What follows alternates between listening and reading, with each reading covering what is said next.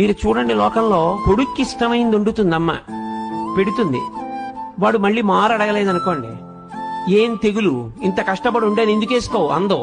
ఏనన్నా బావులేదా, ఏమన్నా తేడాయా, ఇవాళ బాగా రాలేదా, ఏమన్నా తప్పు చేశానా, ఎంత బాధపడిపోతుందండి. రెండో మాట వాడు వేసుకు తినలేదని, నువ్వు తినలేదే ఏం తినొచ్చావా ఏమన్నా అని ముందందో.